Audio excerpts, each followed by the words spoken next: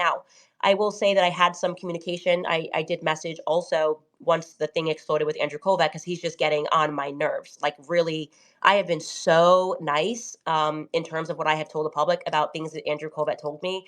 He's starting to like a little bit play with the bull, and we're getting real close. We're getting real close to me just saying, if you guys really think that I have not been fair, you will really recognize how fair I have been if he keeps pressing me. And I felt very pushed by that Paramount Tactical thing.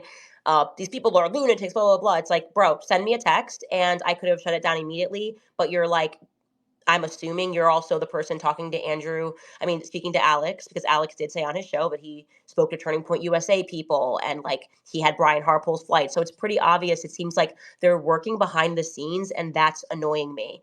It's annoying me a lot, actually.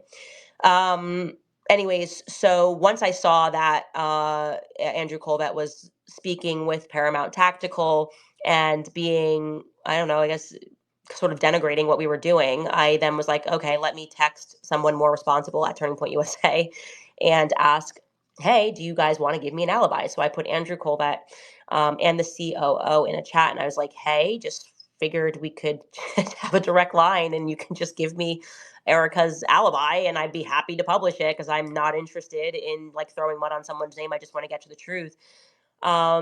That conversation was had yesterday, and they did give me an indication of what she was doing, which was making dinner for Charlie. I have asked for, metadata to show that that it was, Charlie that she was texting, and I'm still waiting for that. So the last conversation I had with them, I think that was yesterday, Sunday at around 1:00 p.m. ish, my time, Central, I think. And they said that Erica got busy with the kids and that they were going to get me something. So I'm still waiting on that. Just so you guys know that I have been responsible and speaking to the people directly trying to get the information. So you guys have to stop repeating that. It's Erica was never at that meeting. And that's another thing. I've never said Erica was at the meeting. Mitch has never said Erica was at that meeting. There was never an indication she was at that meeting. He did not see her on September 9th. It was Brian Harpole who was at that meeting. To my knowledge, Brian Harpole, I don't know why he would be at an Intel base at a meeting with top brass. And what I can tell you is, if he was there, Turning Point doesn't know he was there. According to Erica and Justin Strife, who I sat down for 4.5 hours. So if Turning Point has him on their payroll, and they've outright purchased a security firm, and they don't know what he's doing on an Intel base, yeah, it matters. And we don't need to know the conclusion to follow the clues here that something's wrong. So that there's this fashionable thing where people are always like, well, what's the final thing you're saying? Well, we don't know the final thing that we're saying, because that's not how an investigation works. Well, like, you have can, to follow the thing that's the lie. We have to follow, okay, this guy said he was here, he wasn't. What does that mean? I don't know what it means yet. I don't know what it means yet. What I'm saying is the reaction to this is not normal. Brian Harpole shouldn't be on an Intel base if Turning Point doesn't know about it. And he's presented an alibi that doesn't actually cover where he was, but he felt it necessary to give an alibi. So, I don't know, interesting. And I think we have a right to think. So, if that's so cool, I'm just going to let somebody else jump in right here. I think, is that okay, Harrison? Or do you want to just have a final thought there before? Sure. I'm okay. So Erica Kirk was not there. You don't believe that Erica Kirk was there at all. She wasn't there on the 9th. She was not seen on the 9th. It's not about whether I believe she was there. She wasn't seen on the 9th. That was never said. He never said it. I never said it. Okay. But Yeah. she was seen on the 8th. Yes. And not at the Intel meeting, not in the Intel, headquarters or whatever building they were using. She was not seen with the top brass, nothing like that. Okay. So the pre-assassination planning meeting happened on the morning of the 9th. She was seen in the area on the afternoon of the 8th, but those were unrelated. She just happened to be they there. are related because of the person she was with, who he believes looks like Cabot Phillips. He did see that person at the meeting on the 9th. Okay. So again, you are saying that basically these people were there to conspire to kill Charlie Kirk, right? You can keep saying what you're saying, or you can listen to what I'm saying. But if you want to just say what you're saying, just say it and don't put it behind you're saying. Just say, hey, I'm Harrison and I'm saying, right? That's easier, I think. So what did you say? Hi, I'm Harrison. What I'm saying is that in 2 months, nobody is going to remember the name Mitch Snow or Fort Huachuca, and this is not going to go anywhere, and that this is a nothing burger. I just think it's an absolute nothing burger that's not going to lead anywhere. I mean, maybe I'm wrong. You can prove me wrong, but again, my whole thing has always been that this devolves into this question of like, was he there? Was he not there? And the whole time I'm just going, what does it matter? If the conclusion is that he's a complete liar, it's the exact same outcome as proving that these people were actually there, because so far you haven't connected it to the assassination in any way whatsoever, except that maybe this guy thinks that he saw people that are around Charlie Kirk. And my whole point is, obviously the insinuation is, I mean, again, when you're saying Erica Kirk was there, but not actually there on the day, but in the area, but not because of the assassination meeting, but it's like, okay, clearly the insinuation is that these people had something to do with the assassination, and you can make that claim or not, or pretend that you are, but or pretend that you're not, but you obviously are. But like, that's all. I don't really care about Okay. any of that. Thanks, But Harrison. you have Thank you. to. Thank you. Let's skip somebody. I think, Okay. just because you say something clearly and obviously and clearly doesn't make it clear or obvious. Okay. I'm following this investigation. Charlie was assassinated. I'm going to take every step and I'm going to say what I know at the exact time that I know it. So I cannot say that it was definitively an assassination meeting. I can say that I have a feeling about this meeting, that if it is in fact Brian Harpole there and he's lying about that, then that's not good. It's not a good thing because there's no reason to lie unless you have something to hide. But thank you so much for your feedback. I appreciate that, and hope to speak in the future. I am going to allow Ian. Did you want to jump in here? I'd be happy to, but depends on what you want to talk about. I had to jump in late. I was in a different meeting when I got some text messages of like, yo, get in here. Oh yeah, I was just mentioning. I was giving the timeline and just telling people when you and I had the call, and you were kind of just trying to give me a heads up about, Valhalla. I think it was Valhalla, right? That wanted to speak with me about Mitch and that his backstory was stolen valor. I wasn't sure if I got something wrong, but I thought it was Valhalla, right? Yeah. I mean, there's been a lot of people that have been trying to get a hold of you. I'm like a regular conduit for people trying to get a hold of you. You know how it Yeah, is. yeah, Um, exactly. but yeah, definitely there's been it was once things started to fire up, people were starting to talk about like what they saw as holes in Mitch's story. Yeah, And it's been very interesting to watch how that has evolved on channels like Paramount Tactical especially. yeah, and now we are. It is. I don't know if it's evolving or devolving, Yeah. I do but want to say though, real quick though, is that I was expecting Valhalla to go way more off the rail. Like he definitely voiced his opinion when he did his episode with all of his evidence. He definitely came out hot and voiced his opinion. But I actually was pleasantly surprised by how Valhalla did that in the sense that based on what he knew and the source that he had, he condemned what he saw as what Mitch was and what Mitch's actions were. But he also didn't like I felt glad that he didn't overstep himself and kind of blow up on you too hard and try to like over extrapolate what he was showing. But I also have been watching what other people have been bringing out about Mitch since then that seemed to make me question whether what Valhalla had was the whole story. So I'm just kind of sitting back and yeah, watching and all that the was also evidence. another thing. I think that's a good point, Ian. Is like people that were pretending that they were speaking to like his like baby mamas and his son that he hasn't spoken to since he was 2, by the way. So if he hasn't spoken to him since he was 2, the implication is his son knows his father through his mother. That's like what happens when you don't speak to your father Yeah. since you were 2.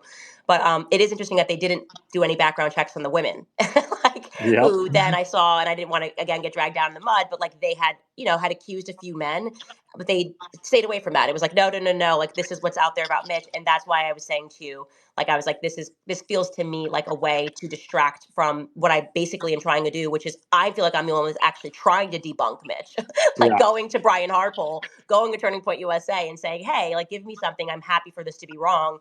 Whereas everyone else seems to just be trying to distract. So Morgan and Evan are friends, and did she just randomly reach out to you and let you know this? Because that's a little shady on her part with Evan. No, she didn't. She actually did it by accident. So Oh, she, I don't know her at all. I think she's had a pretty good opinion about stuff, and she's definitely kind of been one of the early people on saying how she was treated when she started talking about Israel. And so I think what happened was we should definitely separate Evan from Israel, Evan from Morgan. Morgan kind of, it seemed weird because it was like nothing happened, and then they both kind of wrote these statements, like, and you don't actually have to break up with anybody on X, that you can just like just not agree with something. I don't know. I never feel like the need to write like a very long statement if I disagree with something, a commentator that I'm listening to. I'm like, kind of like, like I listen to, yeah, yeah. yeah, like I don't agree with that. I don't agree with that. I'm never like for a long time, I've really loved Matt Walsh, but his take, it's like, I don't know. So I think it seemed a little extra to people on the outside that were looking Yeah, in. yeah, And yeah. it was at the same time. And so I messaged her and I was like, I follow you. You could just message me if you thought some part of your story wasn't real. And I sent her some docs about the cartel person. I was like, he sent me so many docs that like his story is real. Like, I don't, this happened. Here are the medals he received. I obviously did my due diligence. And she said, thank you. And then she was sending me a clip of, it was just a clip of Paramount Tactical. And Mm. I think she was sending it because she was like, oh, look what his son is saying. But actually, I found it interesting because the son then confirmed the story, like that he was on Fort Mhm. Huachuca Air Base. And she didn't realize that when she screen recorded, her text messages were coming in from Evan. And he was Oh like my saying what he was going to gosh. post. So I think it was just honestly an innocent mistake. But I was then like, okay, it looked weird that you both posted this. And now it looks like you're kind of coordinating it. And I think people felt it was coordinated because it's not a natural thing to do. Now, Yeah. Evan, I would, the reason I say I would separate him is just because like he's just lying. Like he's like this has been debunked. It hasn't been debunked. He's like defending Alex Jones and saying, "Oh, Alex Jones did say that you met your husband through PJW." I'm like, no, he didn't say that. So he seems like he's being intentionally dishonest about stuff. She kind of just made one statement. Timing was a bit weird. Yeah, that's kind of how that happened. Interesting. Okay. And then something else, like with what Evan is claiming, it kind of just reminds me of, there's a man that's coming into prominence, and then you see a bunch of women come out, Me Too. It's like, okay, maybe Mitch is not, maybe he's not correct, maybe he's lying, but he does seem to have more evidence supporting what he's saying than these Right. random disgruntled women. So I'm not saying that it's incorrect, that they're wrong, but I feel like we should be remembering that, hey, this is what these like women do, and the government will get behind them and kind of push them to say these Me Too things to discredit people. So Right. And the thing is and correct me if I'm wrong, but like there were no convictions. So it feels like we're mm, getting involved in somebody's divorce and somebody's like, man, like it's just not my business. it's What his always relationship with his messy. son is not my business. I'm sorry. And I'm sorry to say that I don't care, but I don't care. I care about Yeah. who killed Charlie Kirk. I care about whether what he said he saw in Fort Huachuca is real or not. And every other piece of his story checked out. Like I got the military police report. So this just feels like mud. Yeah. And I'm look, like I said to Ian, I said, look, if your buddy Gary wants to do like, becoming Mitch 9 seasons, let him do it. Everybody has to follow like what is their passionate life. And I was like, I just personally don't care. And so I encourage everybody who is feeling passionately against Mitch to go down that rabbit hole. I am focused on what happened that day. And thus far, nothing Mitch has said to me has not checked out. And even they won't even admit that they lied about some stuff in the past. Like when Ian was Right. contacted, they were like, it's stolen valor. He wasn't a Green Beret. And then they like casually admitted on their show, okay, no, he was a Green Beret. But I'm embarrassed he was a Green Beret because look at these female and their allegations, but we're not going to mention all the allegations that exist with these women. Like that just feels like it does feel like Me Too. And I'm just Yeah. not interested in it. Morgan just actually jumped on. So I do want to add her as a speaker. And Morgan, you sort of missed maybe some of this, but I did just sort of run people through what happened and kind of said, like, I kind of view what you and Evan did to be different. And, I think for everybody, it was just sort of the timing of you guys, like, and the style of needing to announce it, I think was a bit different. And I think that's why you kind of got the reaction that you did. I just wanted to give you the opportunity to have the floor and say what you wanted to. Morgan?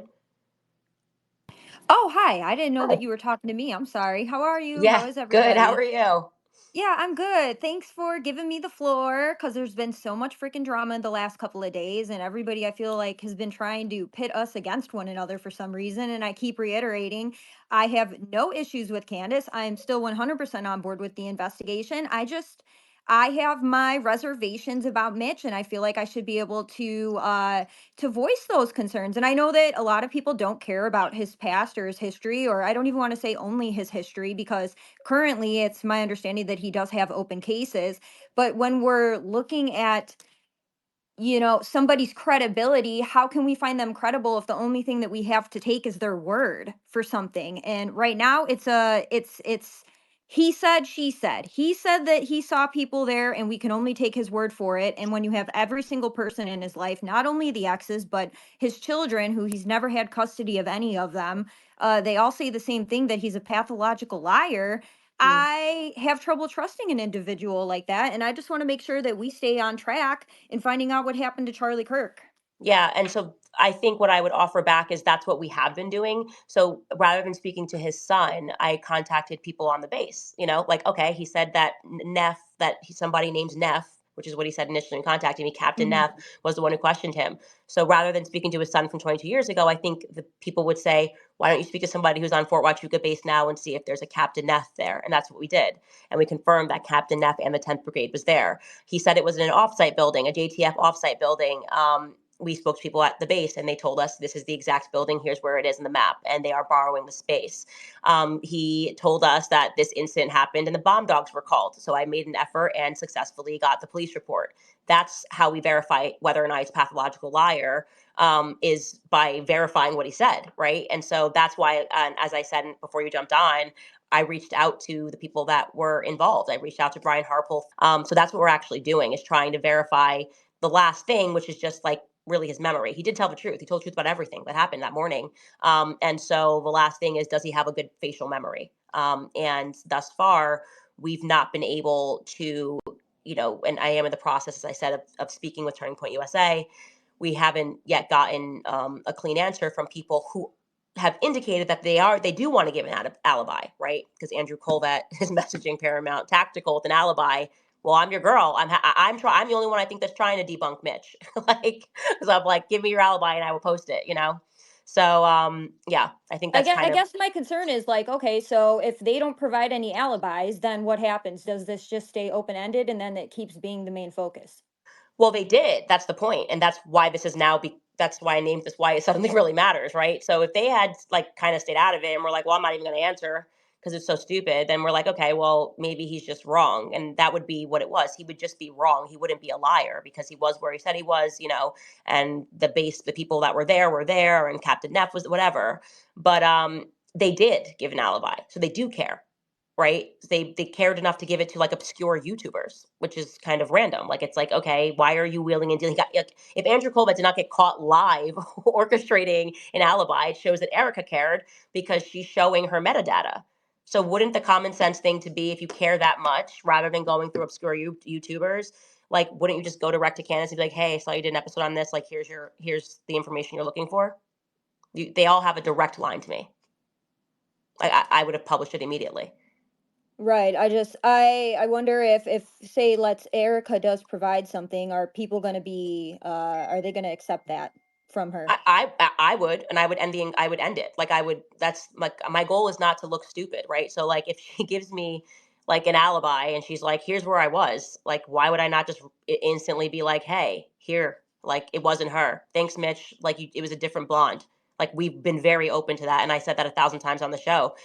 You either have really good memory when you see faces, or you have a bad memory like I do when I see faces. I don't know Mitch, so I don't know, but he was pretty detail oriented about the watch and little things.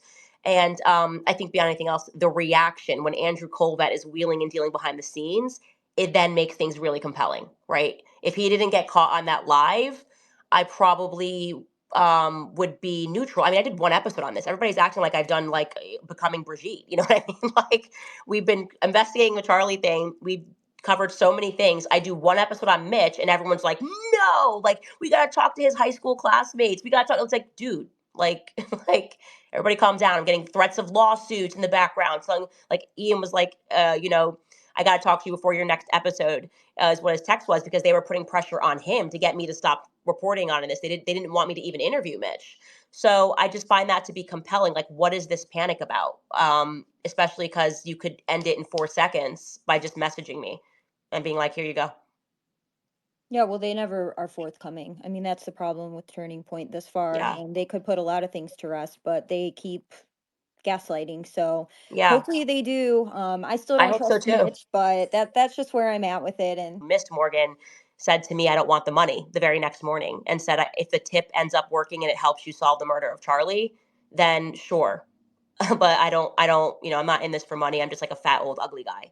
So like, the whole idea of him doing this for money or doing this for fame just doesn't jive with the facts of how it all came about. So for me, obviously, I'm the one that's in the center dealing with him. Um, yeah, do I think he's like paranoid? Do I believe that he probably hasn't been like the number one father in life? Sure. That's just not my business. It's just genuinely not my business. Yeah, I don't know. I try to look at things from a biblical lens, and you have to judge people by their fruit, and if all your fruit is rotten, then I have trouble believing anything that you have to say. Yeah, but I also think that you should judge the women the same way, you know, because they Yeah, had but backgrounds if too. there's if everybody's saying the same thing and it's just Yeah. one person, like, you're not the victim. I didn't say it was big. I'm just saying that, like, No, if no, it, I'm sorry, that's not like you, you him. know where I'm at on the Harvey Weinstein stuff. Like, there were like 3,000 women, and I don't think he raped a single one. So I don't accept that argument. Like, I think we just. But thank you, Morgan. I hope that clarifies everything. And, like, I'm glad that you're a part of the conversation, and you have every right not to believe Mitch. Yeah, thank Um, you. We'll see what happens. yeah, we'll see. Mel, would you like to jump into the foray? Yes, thank you so much for having me real quick. So I just want to say, I get everybody's kind of hesitation with Mitch. Having been married to a Green Beret, having been around the military my entire life, I have seen all of this, all of it. Okay. So I was a lot like you, Candace. I was like, I actually don't care. I don't care about any of the background, anything like that. All I know is that this man has made very specific allegations against very specific people with a time and a date. This is very easy to debunk. Very Right. easy, right? He actually, in a way, set you up that could have made you look like a fool. Mm-hmm. And now we are about 2 weeks out, and these people are, again, using random YouTubers, funneling weird, bizarre alibis, kind of quasi non denials through these weirdos, right? And we haven't gotten to the thing, to the just, hey, all you have to do is say straightforward, I was not there. I was not in Conchise County on this date at this time. This is not complicated. And again, Mm-hmm. Candace Owens is not a random person, okay? She's just not. She's not somebody with a small following. So people can say, well, they don't have to answer her. Well, that's fine, but they clearly care, okay? And when you have a large following and you get accused, or not even accused, because Candace hasn't accused, but when this comes up on someone's huge following, you answer it. You just do, okay? If you have an easy alibi, you just freaking do. I'm so sick of this pretending like, well, I don't have to answer all this crap. Right. No, It is actually, stupid. you do, okay? Sorry, but you do. Because you guys have been weird about everything from the get go, okay? And everything about Charlie's murder is weird. Okay. I think weird is the one word that we can all agree on. Right. Right. And Right. now I have looked into the NAR and Turning Point Faith and just the shadiness, the total shadiness surrounding this organization, which again is not its own organization. It is, in fact, an appendage of TPUSA, which means it is TPUSA. It's not like TPUSA Action, which is its own organization. People I don't think, really quite grasp the significance of that, of TPUSA faith being an appendage of TPUSA. Mm. But so I know all of the like shenanigans that they've been involved in. So when I heard about this originally, I was like, yeah, that sounds about right. Now, I don't quite know what that meeting means. I know Harrison wants some very hard, like, wants us to make allegations, and He wants us to I, make a mistake, more than yeah, anything else. I, Well, I, I don't hold on. Let's just Why go would I one step at a want time you? here. Like, Why would I we're want you to make a investigating. Like, mistake? I don't it's know like, if you want me to make a you mistake, know. but I know you have pressed pretty hard for I want you to make a definitive statement, and nobody's ready to make that. Yeah. Actually, here's what I know. These are the things I know. I presented those to you last night, and then you came back at me with what? So you're going to accuse me of being paid for, which was really bizarre to me because I felt like I was pretty patient and not accusatory at all. Regardless, I'm not even going to go into that. But Well, okay, no, I'll go into it for a second. You said that I was pretending to forget that Charlie Kirk was moving away from Israel, and I was saying the weird thing was by me saying, "Look, I don't get what this whole meeting is even supposed to be about, or why it would be suspicious, or how it connects to the assassination in any way whatsoever." And that is somehow extrapolated to be, I somehow think that the official story of Charlie. Do I know what it means that there are these like little flecks of what looks like there's plastic on the ground of the vehicle that Charlie was carried in after? No. It could mean somebody smashed their phone. It could mean somebody smashed their sunglasses. It could be one of the theories is like, oh, look at the ADS-B exploded. I don't know. You're like demanding, what is it? It's like, I don't know. I just got the picture, man. Like, and so I think your energy is just, uh, frankly, and I'm not trying to be judgmental, but like, it's a little lame, I guess is a nice way to say it. It's just pretty lame to like try to put this like unnecessary pressure or make it seem like it's weird that we have questions about why Brian Harpole would be at an Intel base if he's actually there. Like, what do you get? What do you mean? It was 100% certain it was Brian Harpole, But I wanted to be very careful about how I went about things. And so I think that we just don't appreciate like people that actually care and are standing up to the feds right now unnecessarily being sort of tossed to the wolves by like your perspective, which is like, if you don't have a perfect narrative and it's not neat and buttoned down, then don't speak. Like, no, guys, keep speaking, keep asking questions. And if you're on this, like listening right now, you're going to get things wrong, and that's okay. Just you have the courage to say you're wrong. And that's what I do. I always do that. I just say, you know what? I thought this, it's actually wrong. Let's pivot. Okay, I mean, I don't know where you're getting this idea that I'm saying don't do research or anything like that. I Well, am okay. confused why it's been a week of talking about this meeting and I still am not even You because guys are the ones it's talking been about because it. it's I've been been off air for 8 days. Like, it's been what kind of three energy is months. this? I Like, know, but I've it's been been off I air for know, 8 days. You guys I have been know. on InfoWars calling me a fraud, this, that, saying my husband's an MI6. Like, what do you mean? Why is this a conversation? Because you won't let it go. I had him on the show. That was it. We were investigating things behind the scenes, like, reaching out. Like, he had already reached out to people for allies before I even had him on. Like, hey, this guy said this, whatever. And then all of a sudden, you guys every day are obsessing over it and making up lies. Like, you guys are the reason it's big. Like, respectfully, like, this is the work of you and Alex Jones and Paramount Tactical and Baby Mamas from 2000s. Like, you guys made it a thing. You guys, Uh, made As, fetch as a fetch. You know friend what of I both mean? sides. And for like reasons I can't, because I feel like I've been pretty straightforward about why I think the Huachuca thing is important. I do think that things were happening behind Charlie's back. Yeah. We know that he delegated a lot.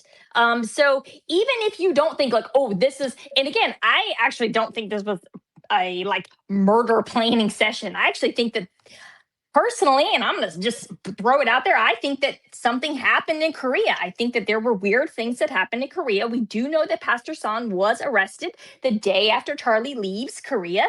I think that there were some weird things that were going on. And I think that Charlie wanted to maybe step back from the role that TPUSA Faith was playing in this kind of global foreign policy, forward apparatus that his organization was being used for. And And we by the way, see, I can tell you guys that like Rob McCoy and Charlie did not love Rob McCoy. That whole speech right, about him being his pastor, he had voiced his concerns about Rob McCoy.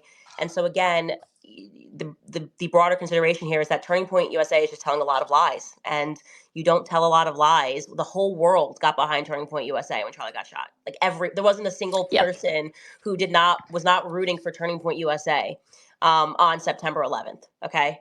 And now we're at a place where it actually feels like the whole world is rooting against Turning Point USA, right? Well, the TikTokers are not liking Erica. The people online are not liking Erica. They feel like, that I'm sorry, but are we going to pretend that that whole AmFest thing wasn't just like weird? Like we're popping up tents of like where somebody died. Like, I don't know, that's weird.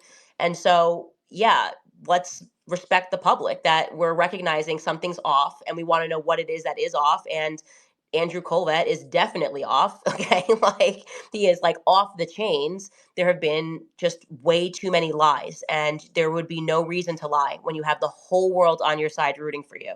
Why are you lying? Well, since you mentioned Andrew Colvett, Candace, if I may jump in, Sure. and to address Harrison, and one of the things that I remember that I keep in mind throughout this entire investigation is in an investigation, details matter, but you don't know what details matter until you investigate them. Right. And when this, and as an outside observer on this particular story, the Fort Huachuca story, all of a sudden I've been airdropped this detail that one of the top members of Charlie Kirk's security detail is at an Army intelligence base the day before Charlie's assassinated. Now, that's a detail. I don't know what it means. I don't know if it means anything. I don't know if it's important or not important, but that's a detail. That is a definite detail because Right. Brian Harpole's job is to protect Charlie Kirk. Right. That's his job. That's his job Mhm. as one of the top members of this security detail is to protect Charlie Kirk, who the next day was assassinated. So, like, this is an important detail. What is one of the top members of the security detail doing at an Army intelligence base the day before? It might not mean anything, but maybe Mhm. it means something. What does it mean? I don't know. I have to investigate it. Now, how does Andrew Colvett come into this? I'm reminded of the fact that he told you, Candace, that you and Tucker were on some list and possibly in danger. Well, Mhm. so now I'm thinking in my mind, well, maybe he was at some sort of security briefing. Maybe they had some intel that people were in danger. Maybe Mhm. maybe that's what he was doing there. Like, I don't know, but Right. it has to be investigated. It has to be sussed out. It could mean something. It might not mean anything. But just Yeah. just to address Harrison, and I like Harrison. Harrison's been good to me. No problem with him there. So that's what I'm just from my own perspective as an outside observer.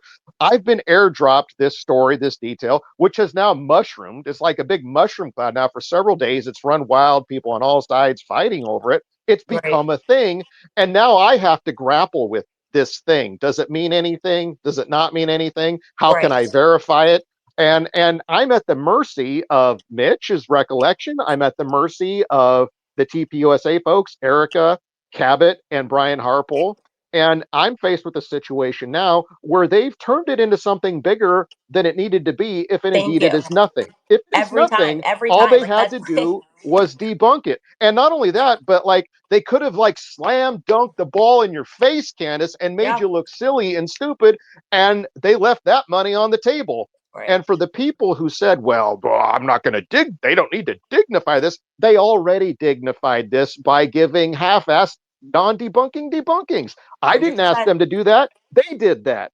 They made this more important and relevant than it needed to be. I didn't ask for them to do that. So Right. now, as an outside observer, I have to grapple with, like, okay, you made it bigger than it had to be. Like, what does that mean? I don't know if it means anything, but now it's a thing. Now it's a I thing that I think have that to that deal with. is no, but basically the relationship between Brian Harpole and them had soured. That's what they told me. And they didn't just tell me that yesterday. I want to be clear. They also told me that when I sat across from Erica on the 15th. So there's not open communication right now between Brian Harpole and Turning Point USA. Yet they did feel it necessary to give us flights for the 15th. Well, if your perspective, and if I'm Turning Point USA and I'm going, okay, well, he's not answering this question, don't you think they should want to know if he was there that morning? Like, shouldn't they be like, hey, like, where the heck were you? You were on our payroll, actually, and you were supposed to be with us, and so now we like require to know where you were.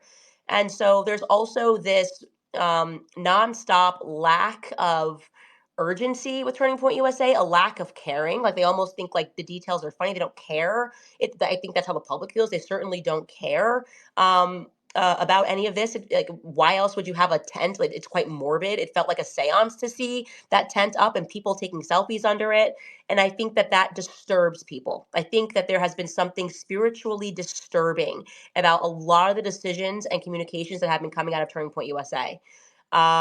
So thank you, Sam, because I think that you really just hit the nail on the head there in terms of why this suddenly feels very important when we were all willing to accept. I did one episode on this, guys. This wasn't like it wasn't I'm like not married to crazy. this, Candace. I'm not married to this guy. I'm not married to Yeah, this theory. Like, if it's nothing, then it's nothing, right? And yeah, and I still suspect that there's a good chance it could be. There's a really good chance it could be nothing. And I'm going to need from personally, I'm going to need really big receipts to believe it. right. But like, but if Brian Harpole's job is to protect Charlie, which he failed at, by the way, like let's just be real honest, he failed. The team failed. They failed. If I'm TPUSA, like where how did you guys fail this? And if Brian Harpole's attention was split or he was elsewhere, his head was elsewhere, he was going to meetings elsewhere, he's doing other stuff. Like I want to know that. You're right. I totally agree. Myron, I'm going to let you jump in here too. I see your hand is raised. Yeah, sure. Can you guys hear me good, or am I coming Yeah, in?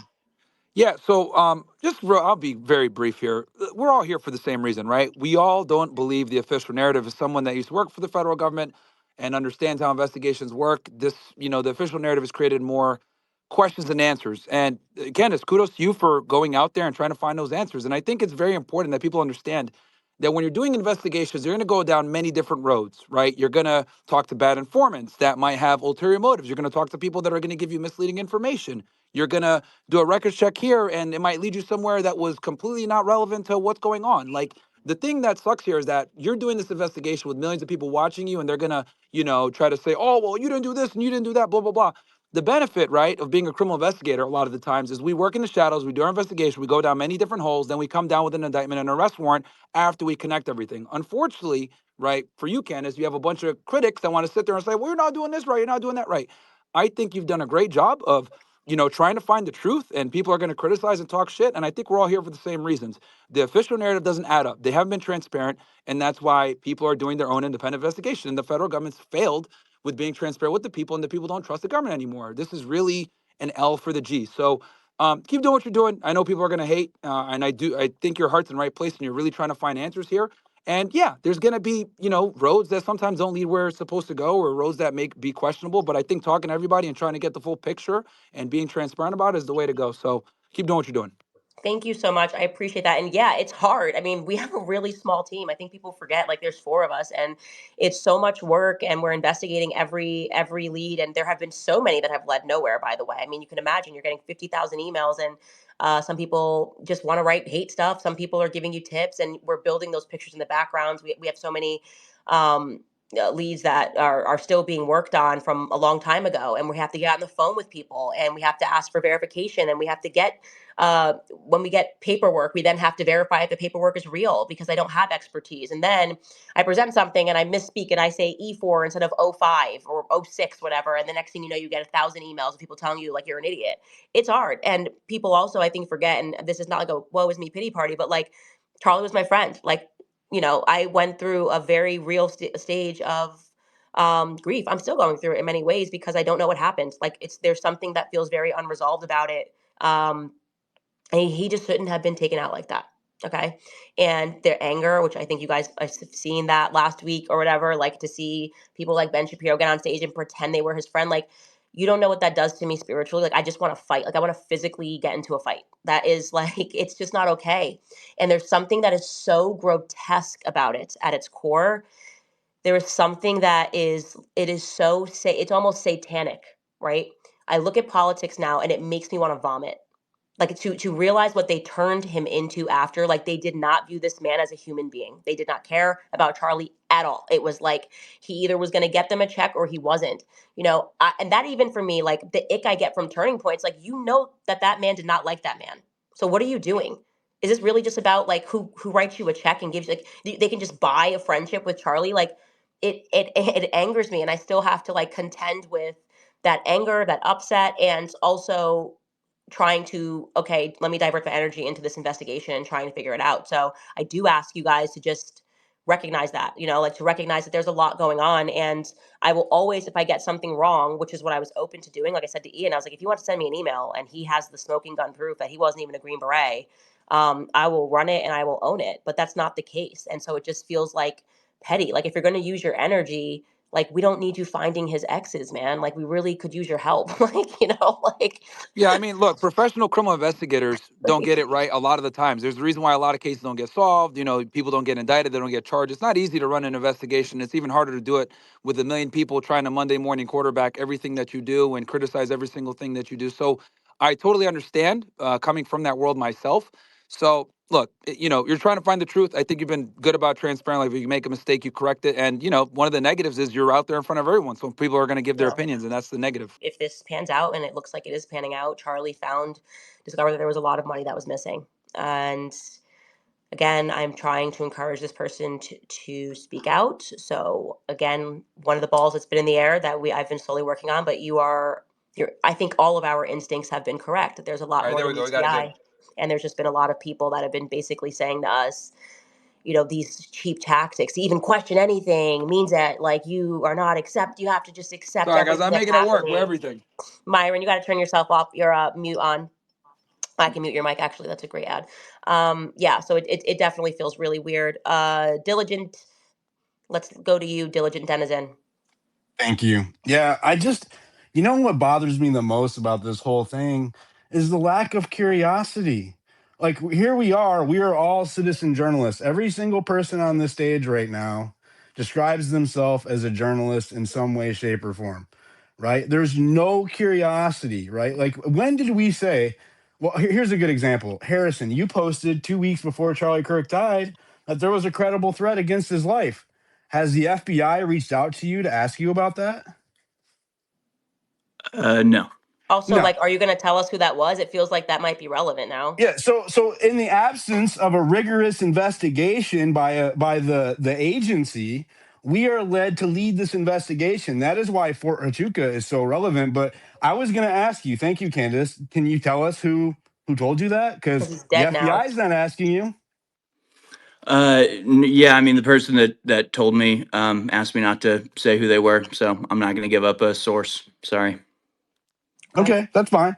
Well, then, in the absence of answers and a rigorous investigation, we are led to do that ourselves. So every credible piece of evidence that we have to follow, every trail should be exhausted before we say, "Oh, well, this ain't worth it." And I have seen far more energy put into discrediting this Fort Huachuca witness than I have for people actually looking into the claim itself. Like Candace said earlier, she actually called people at the base to verify whether or not the events occurred. Was he there at that time? Where did it happen at, etc. But I see all of these people. It's almost like it's coordinated, Yeah. right? All of these people on the same 2 days come out and say, "Oh, don't listen to this guy." They apply labels. You know why we apply labels to people? That way you stop listening to them. Oh, what he says doesn't matter anymore because he's an abuser, because he's Right. a fraud, because he's this. Zero convictions. All of the Yeah. people saying that he was a fraudster, that he was an abuser, whatever. I couldn't find one record, criminal Yeah. record There was of no him being convictions. convicted. Yeah. Is that true? Yeah, You yeah, too, I right? couldn't find it either. They were showing no convictions. It was he said, she said. I mean, just like full character assassination. A And like one-sided divorce court that yeah, he didn't get to tell his piece in. Isn't it that was very Me interesting? Too. It was very Me Too. I'm sorry to say it. And like when grown men are doing the Me Too shit, I just have no energy for it. I'm just like, all right, guys, like cool, thumbs up. Like I'm glad you found like his classmates in middle school or whatever. But like, could you use some of that male energy towards actually like if you think he's all of these things, the best thing to do would be like help us prove that he's lying on the thing that we care about, which is the Charlie Kirk assassination. And no one has thus far done that, and he has not changed his story. So I am inclined to follow this, especially because we now know that Erica and Andrew Colbert and Brian Harpole do care enough to offer up, um, some parsed alibis of sorts. But they didn't offer up, they didn't refute being there. This is, I think, is a very important point. Not one of the people, including Congressman Amadei, with his statement, actually directly said, "I was not in Arizona or at Fort Huachuca at this time on this day." Not a single one of them have denied it. Yeah, and I did. I don't know if you were on earlier when I said that, like, when Mitch first contacted me, he never said Mark Amity. He gave a description of the man, and he said it was a congressman. And then I gave him, faces, and he was like, "This looks like the guy, like Mark Amity." I think Mark Amity is the only one that at least attempted to give an actual time frame that was relevant, and he gave the footage. And I do think it kind of looks like him. It's not definitive, but like it does kind of look like him. That's sitting in the chair when someone gave me the time point. So I do want to be at least like he gave us something. You know what I mean? But regarding the two people that he contacted me about, Brian Harpole and Erica, I find it strange that they went behind the scenes when they had a direct communication with me. Like, if you care enough, why wouldn't you just text me and I could shut it down immediately? Like, I don't. We just lost your sound. Thank you. Yeah, I think I'm still trying to understand like what Andrew Colbert is doing. Um, I don't understand it. I don't understand what Andrew Colbert is doing. I really don't. Well, obviously they care about the public perception of what's going on here, or they wouldn't give these half-hearted third-party alibis that don't really stand up under scrutiny, Mhm. right? Because they do care about the perception. And the argument is, well, they don't owe you any answers. They don't owe you any answers. That's right. They don't owe us any answers. But also they can deserve the scrutiny they get in return for not giving those answers, right? The Mhm. suspicion that comes with that. That's part of not giving those answers. So it's a two-way exchange. Go ahead, Harrison. I see you Right. trying to. Oh, go ahead. I totally agree with you on that. Um, I do want to let me add this person, the speaker. We can do about like 10 more minutes here because I think that we have covered all of the main points. And I think now everyone understands why this Fort Huachuca story suddenly matters, even though it was definitely not a focal point of this investigation. I do think that there is something here. I will tell you that, like, if I was to bet on it when I first had Mitch on the show, I was at 50-50 on whether or not he saw who he said he saw. Um, Brian and Erica in particular, and Cabot Phillips as a third, which he felt, I think when I asked him a percentage on Cabot Phillips, he was like 90% sure or something. Now, like, I would probably put it at a lot higher, just based on the public reaction. It doesn't make sense to me, and Andrew Colbert is what tips me over the edge. I think it makes no sense for him to go behind the scenes when he could just texted me and said, "Hey, I heard you covered this. Just wanted to give you this. Here's where Erica was, and so you could update people." That doesn't make sense to me, and I've heard that they are spending a lot of money on an anti-marketing campaign, if you will. I am trying to get receipts on that to see if that's true. And if that does pan out to be true, then I think we have our answer. I just added you, Suleiman. Did you want to say anything or did you just want to listen? Yeah, I did want to say something. Hopefully my mic is working. Can you hear me? Because Yes. I'm just in an Uber. Oh, brilliant. I guess my question is this, that when it comes to, by the way, I first of all appreciate the work you're doing. And also, I think one of my friends is on your team. But that being said, one of the questions I have is, in terms of Huachuca, how does someone prove the negative? And what I mean by that is, I can't always prove where I am at all times. Mm. So, for example, how do you prove that you're not somewhere if you don't somehow have some kind of photograph you take on the day? Like, how will they be able to disprove where they were? And the reason I ask that is because you can ask that about anyone. For example, Sam, I don't know where Sam was when Charlie Kirk got assassinated. So, will he be able to prove it or not? We just don't know. So, I guess the question is, how do you prove the negative? Yeah, so I think the first thing is like just answer, right? Hey, I was not here. That would be like a nice strong start. I'm Brian Harpole and I was definitively not there. The second thing is you would just be so surprised at how much your phone has. If you were there, then Brian Harpole would have had to have taken a flight to Fort Huachuca relatively early on the 8th or early on the 9th. I mean, he could, if he's awake at that time, this is supposed to be like a guy who's doing security. He's got to be up early. How quickly before you roll over in bed and text somebody about something, like whether it's like breakfast, whatever it is, you're texting, and that is creating a timeline of everything you're doing all day. Like if you asked me what I was doing today between, I don't know, 4 and 6, I could look through my phone and see who I was texting at that time, and we'd be texting about something relevant to what we were doing or where we were about to meet up. There are so many ways that I think you could show what you were doing, but I think the first thing would be just to answer. Like, it's a pretty straightforward, like, I don't see the upside in Cabot Phillips not answering. There's been so much innuendo about him. People are talking about like his pizza tattoo. Like, I don't think the energy of Ben Shapiro, I've been wondering what that's about. And so like when I saw it, like when he said Cabot Phillips, I was like, whoa, that I did not expect that turn. Because I had sent him so many people that like in Turning Point that I thought could have fit the description. Like maybe it was someone on the security team, and he was like, no, no, no. And then with no context, he was like, Cabot Phillips was the guy. And I don't know. I find that to be interesting that he was off. Now Cabot could just very easily just be like, I was on vacation. Like that's 7 days, right? I mean, he was off air from the 4th until the 11th. And hey, he's got the wrong guy, wrong memory. And I'd be like, okay, cool. But that's a long time, right? That's a very long time that he could send us something or anything.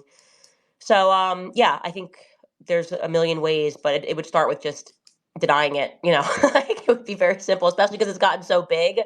And I want to be able to do that for them. I want to debunk it. I want it to be off of people's minds. Like if Cabot was just like with his family on vacation in Scotland, I want to be like, hey guys, like Mitch found, we're looking for someone that looks like Cabot. You know what I mean? And so we can focus somewhere else. Or Erica has airtight. Here's where she was. This is what she was doing, and there really are just like there's just another blonde who was on the base that day. I think that would make a lot of people feel good if they just did that. And Candace, if they hadn't already So weighed it in, so it makes sense. that would be one So thing, so right? it makes So it makes sense what you're saying in terms of, if you were to provide a text, what you're proving is that you texted someone. But or if you take, if I mean, they're not going to give you evidence that they took a flight to Fort Huachuca. So I No. guess because if they did it or they didn't do it, they wouldn't provide it either way. Yeah. And I guess the reason I'm asking the question is I get the logic behind it. Like, first of all, the smart play would have been not to say anything. After he started giving evidence to that Green Beret, it Yeah. now becomes the onus is put on you. So I understand it. I'm on your side on that perspective. Yeah. But I'm saying, hypothetically speaking, let's take Erica Kirk as an example, right? Mm-hmm. Let's say she wasn't there on September the 8th, but she Mm-hmm. hasn't got any digital footprint. Yes, she can deny it. That's one thing. But like, no one's gonna believe her, even if she was to deny it. So how do you actually provide evidence that you weren't there? Other because if you text someone, that's not evidence because you could text from the place or from some other place. It's actually having like some kind of digital footprint Yeah. So somewhere Erica's a else at the perfect exact same time. example because they did. Like you might not have been on earlier, but I reached out to Turning Point again because, like I said, I'm not interested in chasing rabbits. That it's like I want to actually know what's real and what's not.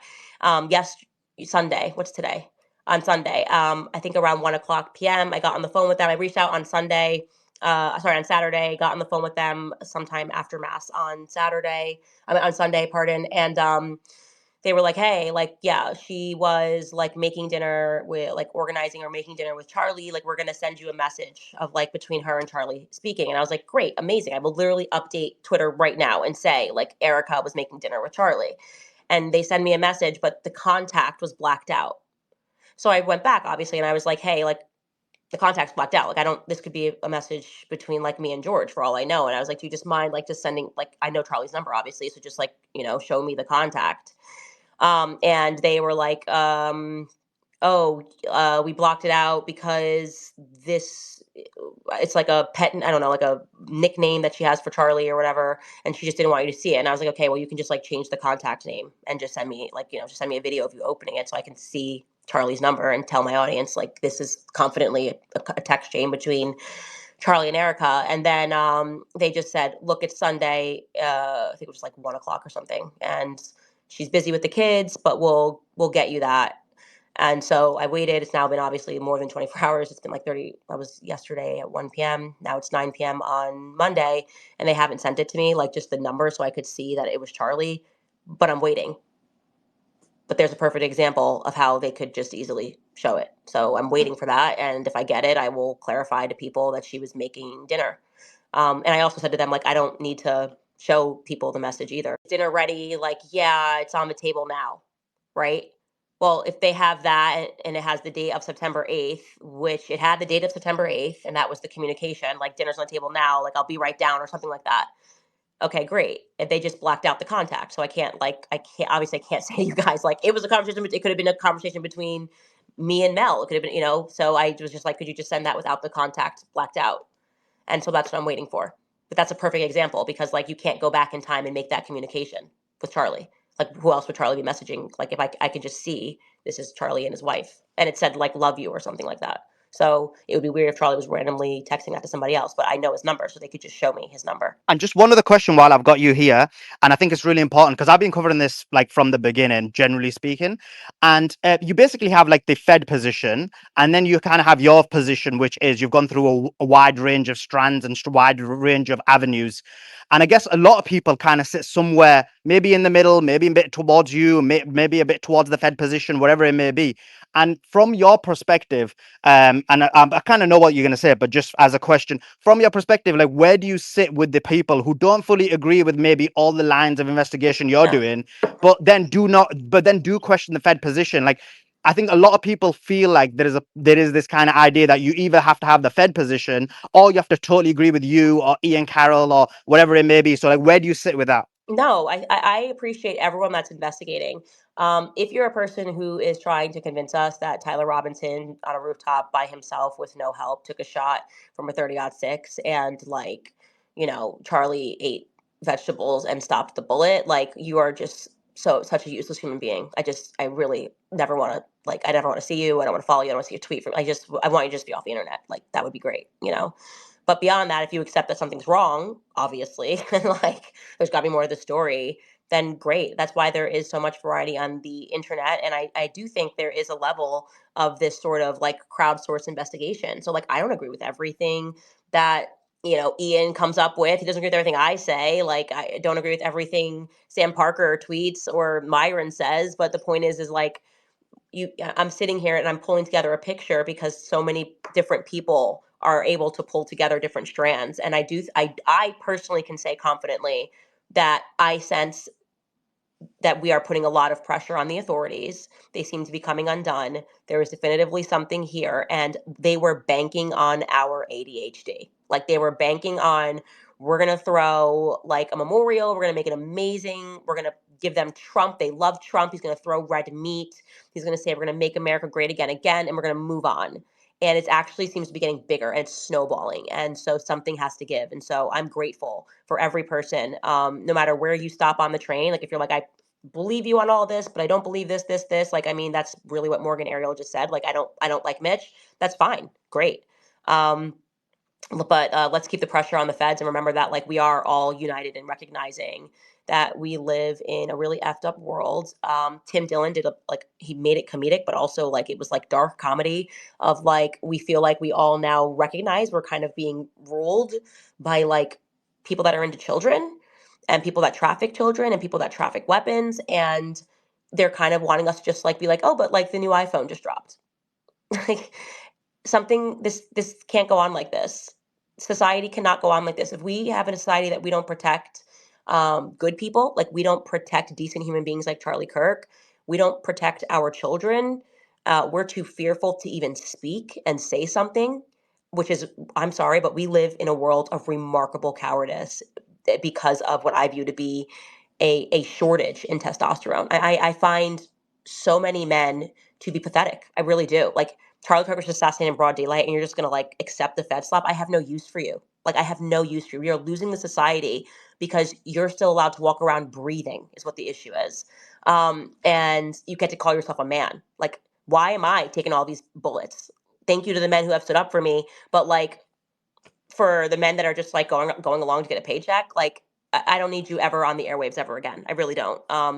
And if at the end of last year, between Jeffrey Epstein and Charlie Kirk, if something did not stir in your spirit and make you go, "What the f is going on?" We have no use for you in American society or any other society, frankly. And that's how I feel. So. Thank you to everybody who has jumped on and had this conversation. Again, I appreciate everyone. Harrison, I appreciate you. I think we do have different styles in this, and I hope that you at least hear my perspective and my heart in this. And no, I'm obviously not going to let Fort Huachuca go. My husband's on an MI6, and yeah, I don't care about Mitch's baby mamas. And beyond that, we will, I'll be back. I'm off air all this week, and I'll be back next week, and I have even more explosive stories for you that we have found. We've tracked Tyler Robinson even more on that day. So it's just going to get crazier.